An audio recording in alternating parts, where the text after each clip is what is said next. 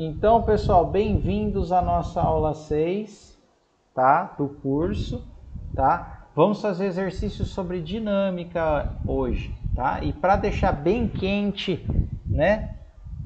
Pegar um conteúdo bem fresco para vocês, eu trouxe alguns exercícios do Enem aí que ocorreu nesse último fim de semana, tá? O Enem 2023, para vocês verem que o que a gente aborda aqui realmente cai, tá? Então, pessoal, vamos lá.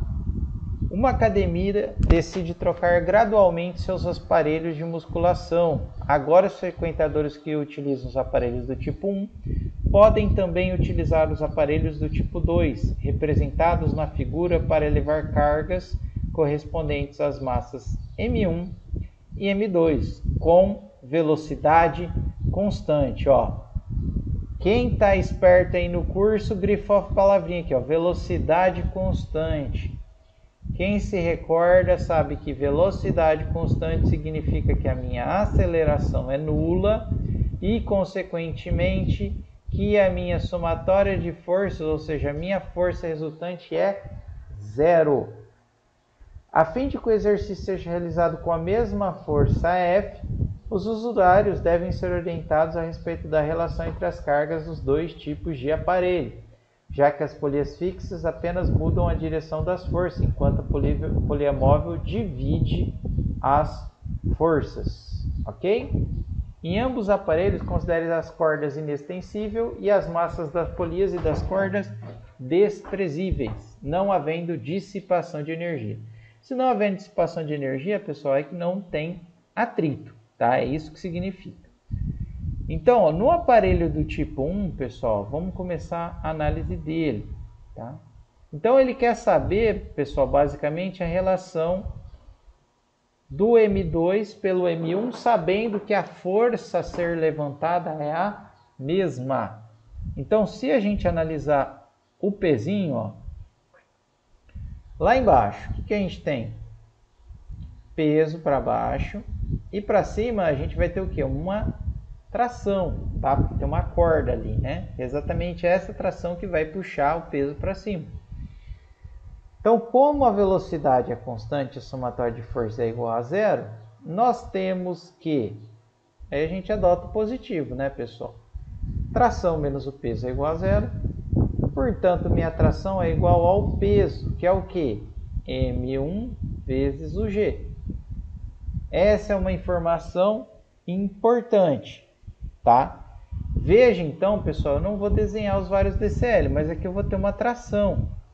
Se eu analisasse somente a corda, essa tração estaria para cá, que seria a mesma que estaria para cá, para cá, para cá, tá? E aí, se eu analisasse essa roldana aqui, ó, que eu fiz ali, ó, o que eu teria aqui? A tração para cima, para cá eu teria a minha força, ok? Perdão, pessoal. Deixa eu ver se a força...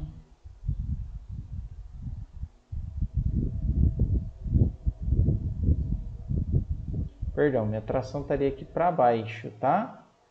Que minha força estaria para cima, ok? Então, se eu fizer a somatória de força em Y, eu tenho que a minha força ela é exatamente igual à tração e, consequentemente, igual ao meu M1G. Beleza, pessoal? Tá? Tudo bem? Então, é assim, tá bom? É assim que faz a análise do aparelho 1. No aparelho 2, aparelho 2 nós temos uma mudança, tá? Que a gente tem uma roldana móvel. Que roldana móvel? Essa aqui, ó. Ok? Então, ó, se a gente analisasse a massa M2 ali, ó, a gente chegaria à mesma conclusão, né? Ó, que se eu fizesse somatória de força em Y igual a zero, porque a velocidade é constante, a gente teria que a tração é igual ao peso.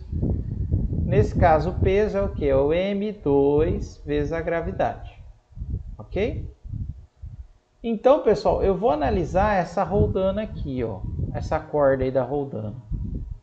Para cá eu teria uma tração e para cá eu teria uma tração, ok? Somada as duas, ela tem que ser a traçãozinha da massa. Então eu teria metade da tração para cá e metade da tração para cá. Por quê? Porque eu tenho o peso aqui para baixo, que é a tração. Não faz sentido ser outro valor, né? Ok? Então veja, né, ó, que essa força aqui, ó, vou chamar de tração 2, ela é exatamente a metade da tração, que seria o que? M2G sobre 2. E se eu analisar novamente essa roldana aqui embaixo, né, ó, seguir tudo que eu fiz, né, ó, força ali para cima, tração para baixo, eu teria que a força é igual à tração, né? Só que a tração 2. Por que a tração 2, ó? Porque aqui, ó, lembra, ó, eu tenho T sobre 2, aqui eu tenho T sobre 2, e esse T sobre 2, ele vai caminhando aqui, né, ó? T sobre 2, T sobre 2, T sobre 2, até chegar aqui, ok? Que é T sobre 2 para cima, só que se a gente analisar a roldana, seria para baixo, ok? Beleza? Então, pessoal, o que é T? Ó? A minha força, né, é igual a T sobre 2. A força a gente viu que é M1 vezes o G. O meu T sobre 2 é o que? O M2G sobre 2. Né, ó? A força eu vim daqui, ó. T sobre 2 eu vim daqui. O que ele quer saber? O M2 sobre o M1. Então, ó, o que eu faço? Eu jogo tudo o que tem o M2, eu jogo o M2 e o M1 para cá, né, ó.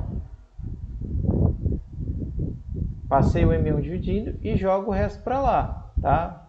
Gravidade corta dá 2. Beleza? Então a resposta correta aqui, pessoal, quem acertou aí no Enem é a alternativa D, que é 2. Beleza?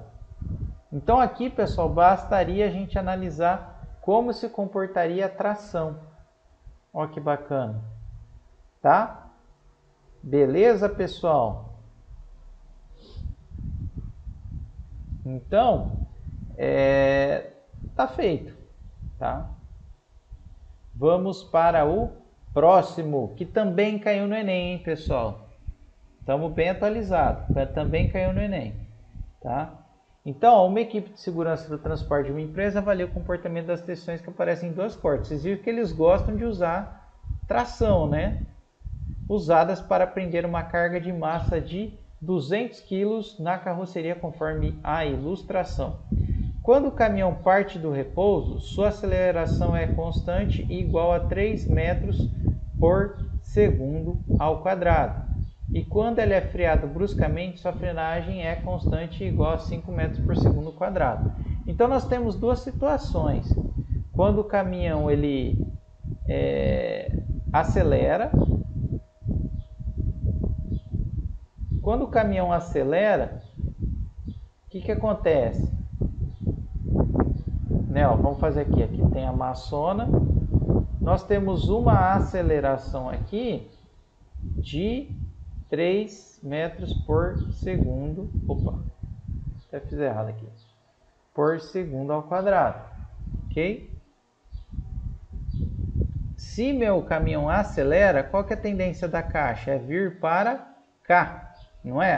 A tendência da caixa não é ir para trás? É igual quando você acelera no carro. Se você acelera no carro, seu corpo vai para onde?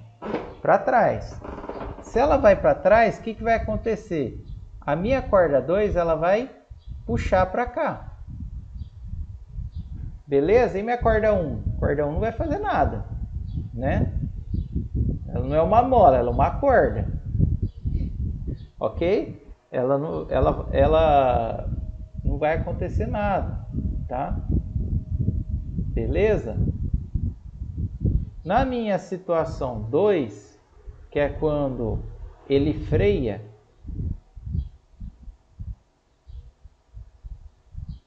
por que não acontece nada, pessoal? Porque, ó, imagina, eu estou amarrado, tem uma corda aqui, ó. Acho que vale a pena a gente falar mais, ó. Quando freia, né, ó, o que acontece?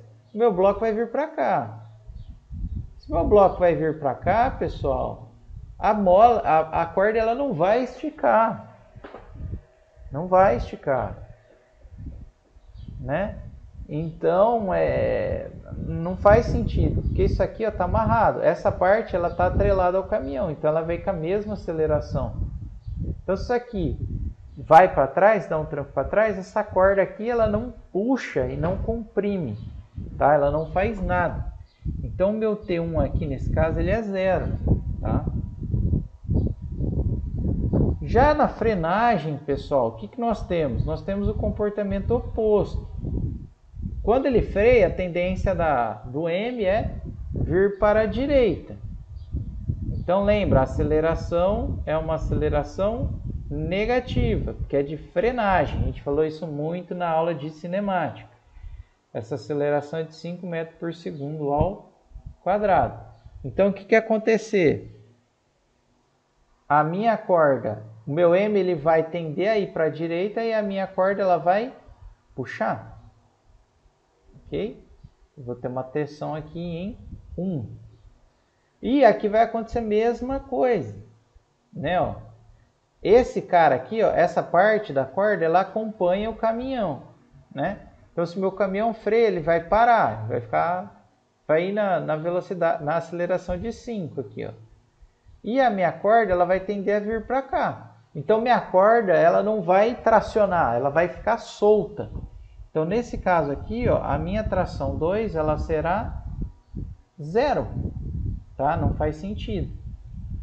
E aí, pessoal, a gente pode fazer o somatório de forças, né? Ó.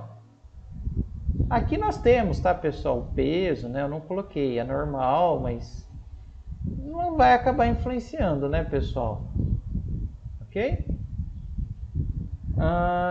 E ele não fala nada sobre atrito, né? Então, ele tem também, ó, coeficiente de atrito estático entre a caixa e o assoalho. Então, perdão, pessoal. Então, acabei esquecendo de ler o restante, né?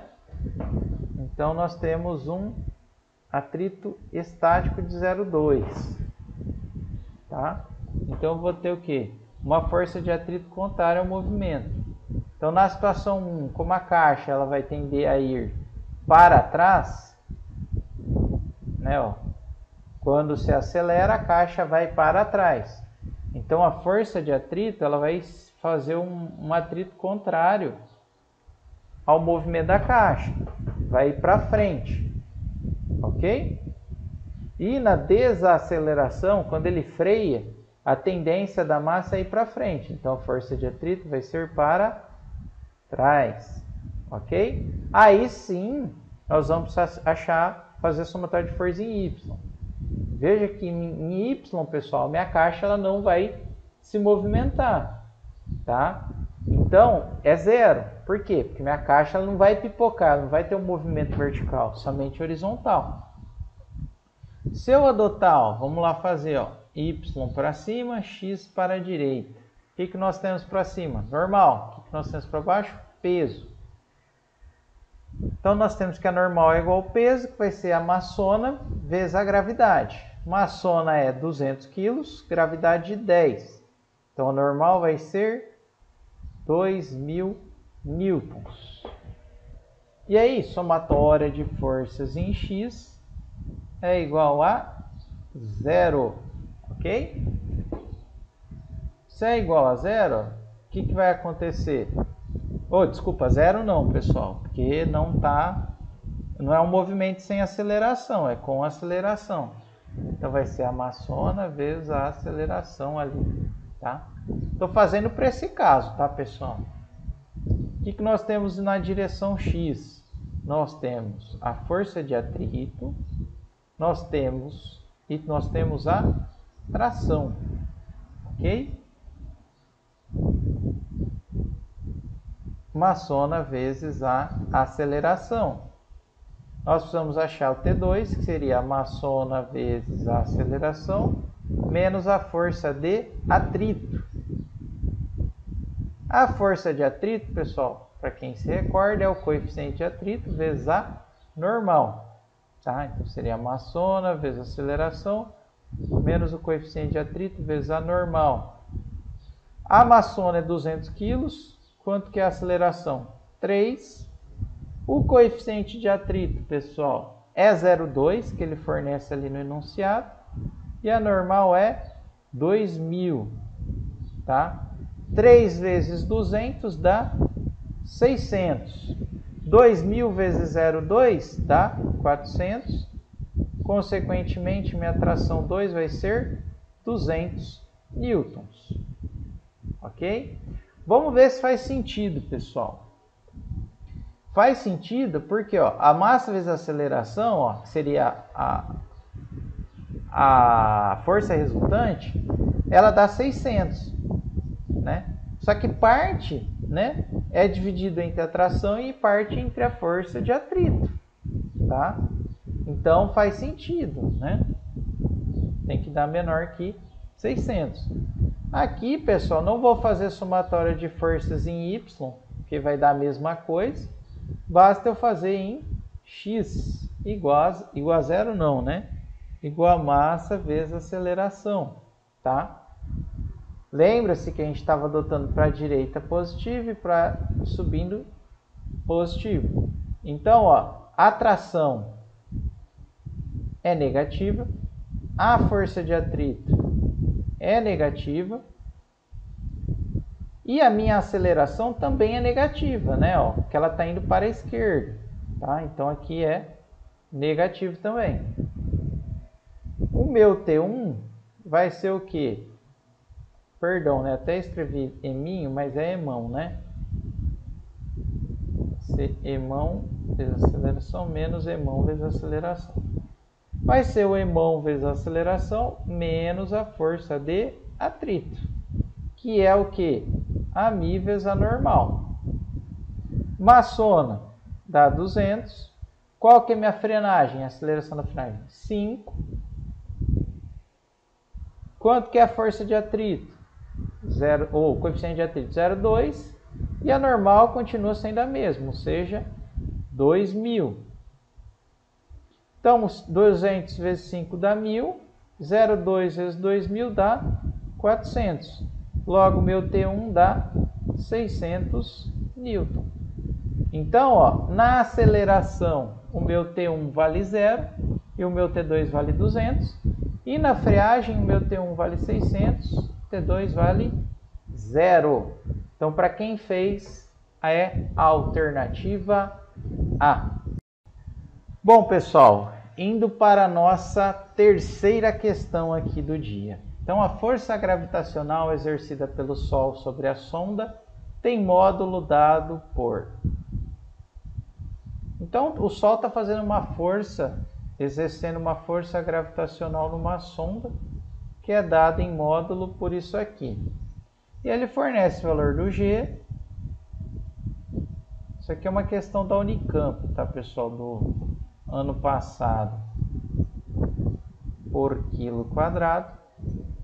A constante universal, a maçona, que é a massa do Sol, que é 2 vezes 10 a 30 quilos. M é a massa da sonda.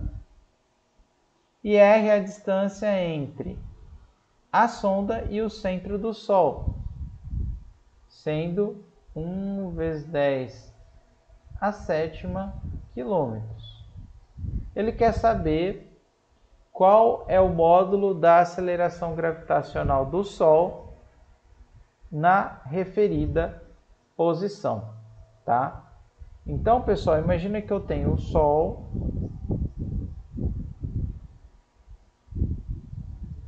e a sonda.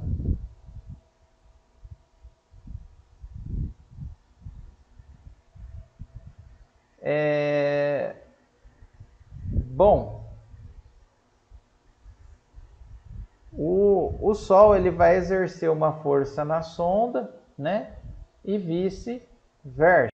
Então, pessoal, basicamente, a única força que é existente, né, é a força gravitacional.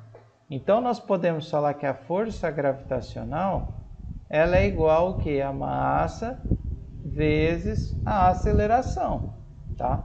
A força gravitacional, vocês já viram, é G, Emão, Eminho, R ao quadrado é igual a massa vezes a aceleração.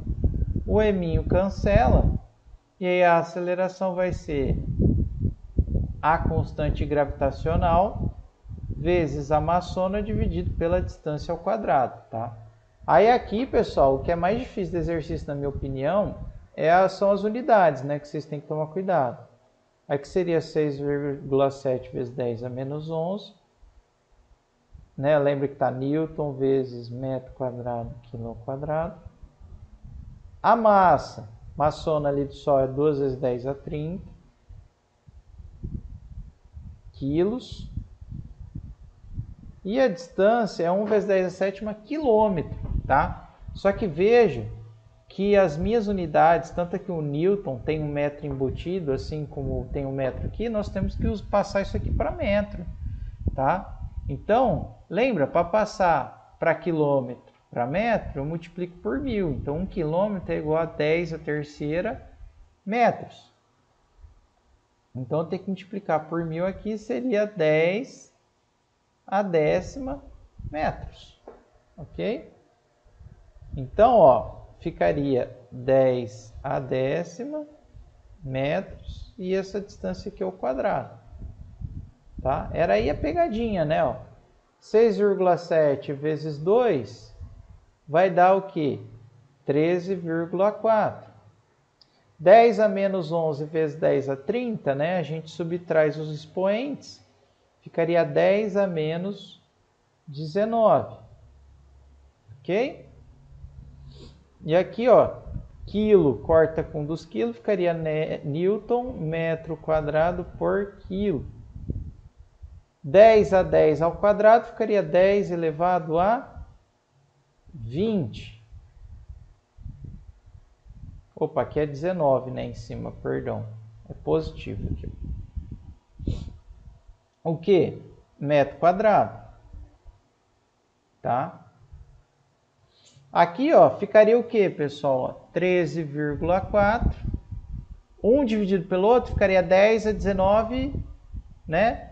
10 elevado a 19 menos 20, ou seja, 10 a menos 1 Newton por quilo. Se a gente lembrar, pessoal, 1 Newton é o que? 1 quilo metro por segundo ao quadrado. Então, se eu dividir por quilo, igual eu estou aqui, a aceleração dá em metro por segundo ao quadrado. 13,4 vezes 10 a menos 1 daria 1,34 metro por segundo ao quadrado. Logo, a resposta correta seria a B. Beleza, pessoal? Vamos para a próxima. Essa aqui é da FUVEST, tá? Então, ó, considere a situação indicada na figura em que o motor, com auxílio de uma polia, ergue verticalmente uma caixa de massa de 12 kg. Tá? A caixa contém materiais sólidos e deve ser erguido com velocidade constante. Olha que informação importante. Velocidade constante significa que a aceleração é nula, portanto, o somatório de forças aqui será nulo. E ele quer saber a força vertical que o motor deve exercer para realizar a tarefa. Então, a força vertical, veja que o motor tem que fazer uma força para baixo aqui, né, ó, para erguer a caixa para cima. Tá? Se eu analisar essa polia aqui, pessoal, ó, veja aqui, ó, eu vou ter uma força para baixo. E essa força, ela vai fazer o quê? Ela vai ocasionar uma tração aqui, né? Um puxamento, né, da corda. Então, a tração é igual a força. Por quê? Porque o somatório de força em y é igual a zero. Por quê? Porque a velocidade é constante, tá? E aí, se eu analisar a minha caixa, eu vou ter o quê? O peso aqui para baixo, minha tração aqui para cima. Como a somatória de forças em y é zero, porque a minha velocidade é constante, eu teria o quê? Que a tração menos o peso é igual a zero, consequentemente a tração é igual ao peso. Mas a tração também é igual à força. Então a força ela teria que ser exatamente igual ao peso.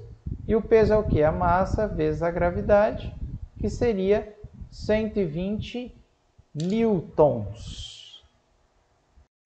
Tá vendo, pessoal? Então é bem simples, não é difícil, tá? Veja que a gente resolveu um exercício aqui da FUVEST, tá? Então, pessoal, novamente voltando ao Enem, agora do ano passado, 2022, vamos fazer esse exercício aqui, tá? Então, a tribologia é o estudo da interação entre duas superfícies de contato, como desgaste e atrito, sendo de extrema importância na avaliação de diferentes produtos e bens de consumo. Para testar a conformidade de uma muleta, realiza-se um ensaio tribológico, pressionando verticalmente contra o piso, com uma força F, tá? Em que o CM representa o centro de massa da muleta, tá? Por que é importante o centro de massa, pessoal? Porque é do centro de massa em que eu tenho a aplicação do peso, tá? Porque a massa ela se concentra nesse ponto aí. Mantendo-se a força F paralela à muleta, né? Varia-se lentamente o ângulo entre a muleta e a vertical até um ângulo imediatamente anterior ao descorregamento, denominado ângulo crítico. Esse ângulo também pode ser calculado a partir da identificação dos pontos de aplicação de direção e do sentido das forças peso normal e de atrito estático. Então ele vai aplicar uma força aqui na direção vertical, na extremidade da muleta, pessoal, até o ponto em que ela vai escorregar e cair, tá? Então a gente vai analisar a situação no qual a muleta ela está próxima ao caimento, tá? O esquema que apresenta corretamente todas as ações que atuam sobre a muleta quando ela atinge o ângulo crítico é... Aí, pessoal, basta a gente analisar, tá? Perdão, eu falei uma besteira aqui, pessoal, que ele falou que a força é paralela à muleta. Então a força ela é sempre o quê? No sentido da muleta. Se a muleta tombar, a força vai junto, tá? Comentei isso de uma maneira errônea, tá? Aí, pessoal, basta a gente lembrar o que a gente aprendeu, tá? Primeira coisa, a normal ela é sempre perpendicular aonde eu tenho a superfície de contato. Então ela tem que ser onde está sendo a superfície de contato. Não faz sentido eu ter a normal aqui, tá? Então esse aqui e esse aqui estão errados, tá? Outra coisa, o peso ele é aplicado no centro de massa. Então não faz sentido eu ter esse aqui, tá? Ele tem que ser o quê? Nem esse, né, na verdade, ó. Ele tem que ser aplicado no centro de massa. E a força de atrito é contrária ao movimento. Então, se o meu sistema ele tende a escorregar e vir para cá, a força de atrito é para a direita.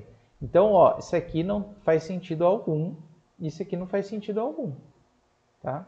Então, veja que claramente, né, a alternativa correta é a alternativa E, tá? Ok? Tranquilo, né, pessoal? E aí, para finalizar, né, aqui os exercícios, né, vamos fazer esse último exercicinho aqui.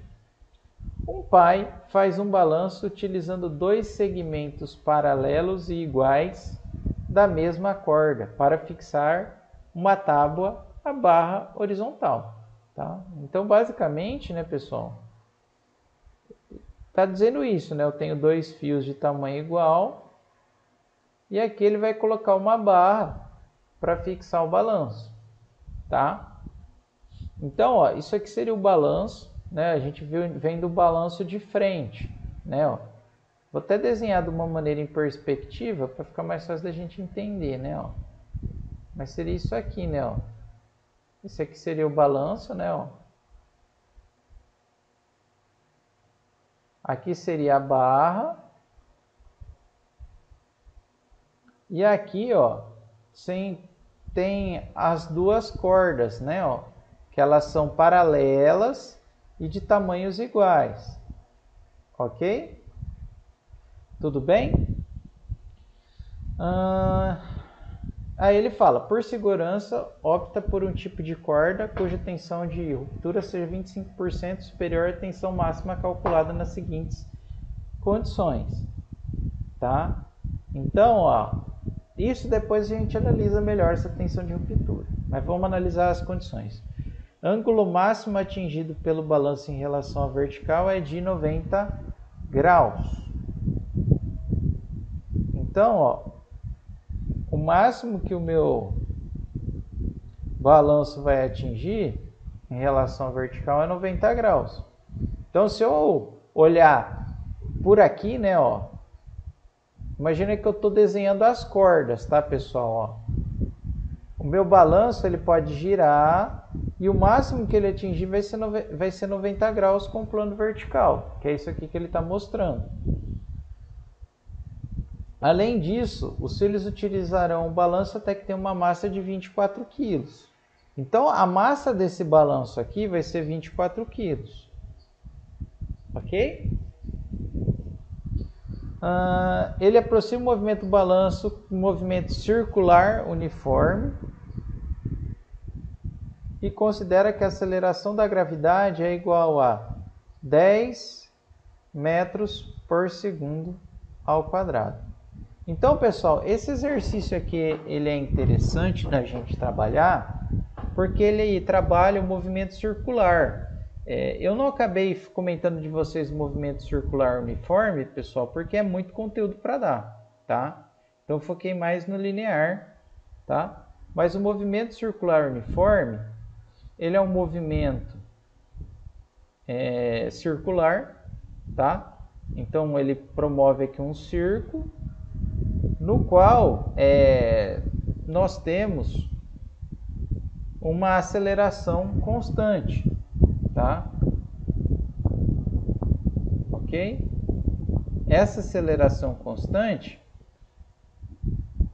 é a aceleração justamente que puxa o meu sistema para o centro, tá? Porque a gente pode notar, ó, se vocês, por exemplo, fizerem um círculo, né? Por que a partícula ela faz um círculo, né? Ela faz movimento circular? Porque tem uma força que puxa ela para dentro conforme ela vai se deslocando. Senão ela ia tangenciar, né? Ó, ia sair. Mas eu tenho uma força, né? Uma aceleração que puxa ela para dentro. Ixi.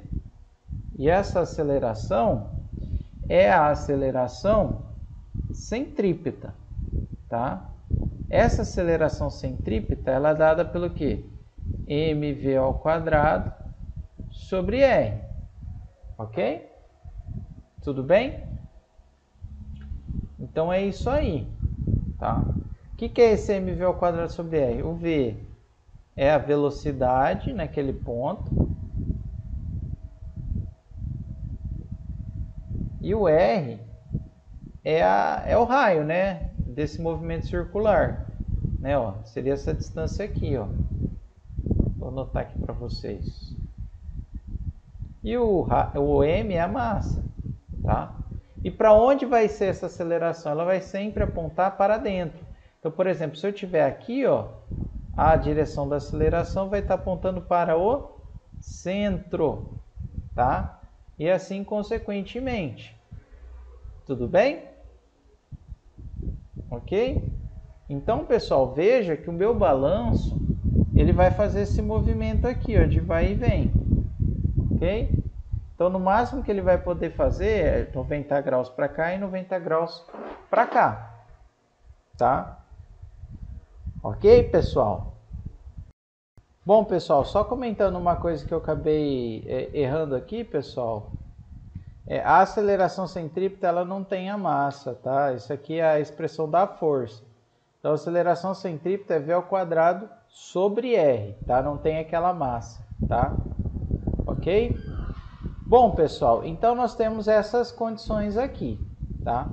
Então, para isso, pessoal, a gente vai analisar, primeiramente, em qual situação a minha tração ela é máxima possível, tá? Para isso, vamos analisar. Nessa parte aqui de cima, pessoal, ó, nós temos a aceleração centrípeta para cá. A tração também é na direção da aceleração centrípeta, ok? E o peso está para baixo, tudo bem? Então, ó, se eu fizesse o somatório de forças aqui, nós teríamos que a tração é igual à aceleração centrípeta, beleza? Só que qual que é o desculpa, aceleração centrípeta não. É igual a massa vezes a aceleração centrípeta. Só que a aceleração centrípeta, pessoal... Não, beleza, tudo bem. Ok. Aqui, ó, o que nós teríamos nessa outra parte? O peso para baixo. Aqui, a aceleração centrípeta e a tração, né? Beleza? Então, seria praticamente igual. Nesse caso aqui de baixo, ó, o que a gente teria? A gente teria o peso para baixo e a tração para cima. E, consequentemente, a aceleração centrípeta também. Notem, pessoal, que na única situação em que nós temos o peso influenciando na tração é quando ele está aqui embaixo, tá? Tudo bem, por exemplo, se eu tivesse uma situação aqui, ó, qualquer, que ele tivesse inclinado, né, ó, peso, tração. Em qualquer situação aqui, pessoal, apenas parte do peso estaria forçando a corda, né? Seria uma parte do peso, né? Teria que fazer as componentes, tal, certinho. Nessa posição aqui de baixo, todo o peso ele é jogado, né, digamos assim, ele é considerado no cálculo da tração. Portanto, essa situação que a gente está analisando, em que o balanço está aqui embaixo, ele é o caso em que é o caso mais crítico, né? Ele é o caso mais crítico. Então, é ele que nós devemos analisar, ok? Tudo bem? Então, se eu analisasse esse caso aí, ó, e eu fizesse somatória de forças na direção y é igual a massa vezes a aceleração, sendo que essa aceleração centrípeta, o que eu teria? Eu teria que a tração, né, ó, tô dotando para cima positivo, tá, pessoal? Ó, a gente não esquecer aqui. Menos o peso é igual a massa vezes a aceleração centrípeta. Logo, a tração ficaria massa vezes a aceleração centrípeta mais o peso. Veja, pessoal, que mais uma vez evidencia que é o caso mais crítico. Ó. Nos outros, ó, ou eu tinha parte do peso, ou eu tinha apenas a aceleração centrípeta, digamos assim. Nos outros eu tinha parte do peso e aceleração centrípeta. Aqui eu tenho peso total. Né? Então, comprova que é o caso mais crítico, tá? A aceleração centrípeta é V ao quadrado sobre R. E o peso é o mg. Então, veja, ó, que aqui, se eu colocasse o m em evidência, eu teria o quê? V ao quadrado sobre o R mais o g. Ok? Tudo bem, pessoal? Vamos lá, ó. A massa, ele informa que é 24 quilos, né, ó. O R nós não sabemos, nem o R nem a velocidade, tá? O R seria o quê? Seria o raio da trajetória, seria o tamanho dessas dessas cordas aqui, mas que ele não informa, tá? Tudo bem? Como que a gente calcula a velocidade nesse ponto aqui? Pessoal, nesse caso, nós calculamos pela energia, tá? Conservação da energia. Então, veja que está interligado. Esse é um tipo de exercício, pessoal, que eles gostam muito de fazer, né? No Enem, no vestibular, que ele liga dois conteúdos para a solução. E quais seriam esses dois pontos que a gente analisaria? O 1, pessoal, pode ser aqui, ó. Pode ser esse ponto aqui.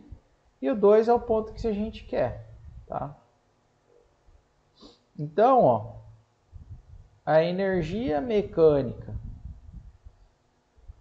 do meu ponto 1 é igual à energia mecânica do meu ponto 2, tá? No ponto 1, pessoal, veja, o que o balanço vai fazer? Ele vai até aqui e depois ele retorna. Então, nesse ponto 1, você concorda que é bem aonde ele deixa de ir para cima e começa a voltar para ir para baixo? Então, no ponto 1, ó, eu vou até escrever aqui, ó, mv ao quadrado sobre 2, que é energia cinética, potencial, mv ao quadrado sobre 2 mais mgh2. Então, pessoal, como eu tenho uma inversão de movimento no ponto 1, a minha velocidade ela é nula. Por quê? Porque ele vai inverter o movimento. Ele vai parar aqui nesse ponto 1 para depois voltar, né? Ok? E no meu ponto 2, aí vocês têm que decidir, tá, pessoal? Mas o ponto adequado seria vocês considerarem esse como referencial, tá? Então, a minha altura do ponto 2 seria 0. Ok? Então, pessoal, daqui eu conseguiria extrair a minha velocidade, ó. Veja que a massa eu tenho nos dois termos, então eu ficaria aqui v ao quadrado sobre 2 é igual a gh1. Então, meu v seria a raiz de 2gh1, ok? O que é o meu h1, pessoal, se a gente olhar aqui? Né, ó, não é a diferença de altura? Seria essa alturinha aqui, ó. Ela é exatamente igual ao tamanho da corda, que a gente chamou de R. Então, meu V, ele seria exatamente igual a raiz de 2gr. Beleza? Aí, pessoal, se eu substituir na expressão da tração aqui, ó, ficaria aqui m raiz de 2gr ao quadrado sobre r mais g. Relevou a raiz ao quadrado, tira da raiz, fica 2gr sobre r mais g. Os r's, pessoal, cortam. Então, por isso que ele não informou no enunciado. Não influencia isso, tá?